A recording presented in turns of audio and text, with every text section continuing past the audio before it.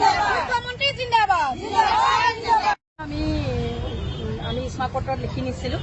প্ৰথম কথা আমি সুখৰ বাৰ্তা বুলি ক'ব লাগিব। ৰান্ধন কৰ্মীসকলে সুখৰ ৰেঙনি আহিছে। মুখ্যমন্ত্ৰী ডাঙৰীয়াক প্ৰথমে ধন্যবাদ দিছোঁ। তেখেতে আমাক কথা দিছিলে ওদালগুৰিত আমি যেতিয়া তামোলপুৰত যেতিয়া আমি মুখ্যমন্ত্ৰী ডাঙৰীয়াক লগ কৰিছিলোঁ, কৈছিলে তহঁতক অৰুণোদয় লাগিব নে মাননি লাগিব। আমি কৈছিলোঁ যে মাননিটোহে লাগে, কিন্তু মাননি কিমান দিব কি দিব সকলো অসমবাসী আমাৰ ৰাইজে আৰু আমাৰ ৰন্ধন কৰ্মীসকলে গম পাব। সুখৰ বাতৰি মানে আমাৰ সুখৰ বাৰ্তা এটা আহিছে।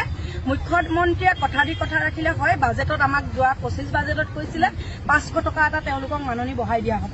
আমাৰ 2000 টকা অক্টোবৰৰ পৰা পাব। বহুত আমাৰ অক্টোবৰৰ পৰা পইচাটো আমাৰ সোমাই আছে ইতিমধ্যে 2000 টকা আমাৰ সম্পূৰ্ণ ক্লিয়াৰ হৈ আছে। 25 চনৰ অক্টোবৰৰ মাহৰ পইচাটো সম্পূৰ্ণ সোমাই আছে। আমাৰ সুখৰ বাৰ্তা আৰু এইবাৰ বাজেটতো আমি জানো যে ভাল খবৰ আমাৰ আই মাতৃসকলৰ আহি আছে। সেইকাৰণে মুখ্যমন্ত্ৰী ডাঙৰীয়াক আমি ধন্যবাদ জনাইছোঁ ৰান্ধনী সন্থাৰ পিনৰ পৰা। আৰু শিক্ষামন্ত্ৰী ডাঙৰীয়াকো আমি লগতে ধন্যবাদ জনাব লাগিব। আমাৰ দাবী আছিলে মেডিকেল পেঞ্চন 2000 টকাৰ পৰা 9000 টকা কৰা আৰু কোনো কাৰণতে বেচৰকাৰী সংস্থাক দিয়া নহ'ব। শিক্ষামন্ত্ৰী ডাঙৰীয়াই কৈছে যে কোনো কাৰণতে ঐক্যপাত্ৰক দিলেও তোমালোকৰ কাম নাযায়, তোমালোক আমাৰ লগত থাকিবা। লগতে আৰু এটা কথা সুধিলোঁ, ছাৰক এতিয়া স্কুলবিলাক জাপি দিছে।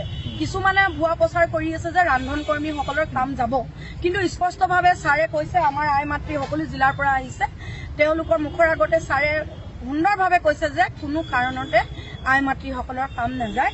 যিবিলাক 60 বছৰৰ ওপৰৰ আই মাতৃ আছে তেওঁলোককো যদি তেওঁলোকৰ চাকৰিটো যায়, তেওঁলোকৰ যদি কামটো যায়, তেতিয়া তেওঁলোকৰ কাৰণেও চিন্তা কৰিছে। সেইটো এটা ভাল খবৰ। আৰু মেডিকেল পেঞ্চনৰ কথা কৈছিলোঁ, ছাৰে চিন্তা কৰিছে। আৰু লগতে আমাৰ মাননিটো এইবাৰো অকণমান বাঢ়িব বুলি আমি গম পাইছোঁ। গতিকে কিমান দিব কি দিব সেইটো আমি নাজানো, কিন্তু খুব সোনকালে ৰন্ধন কৰ্মী আই মাতৃসকলে অৰুণোদয় নাপায়, তেওঁলোকে কিন্তু মাননিটো পাব। সেইকাৰণে শিক্ষামন্ত্ৰী ডাঙৰীয়াক আমি ধন্যবাদ দিছোঁ।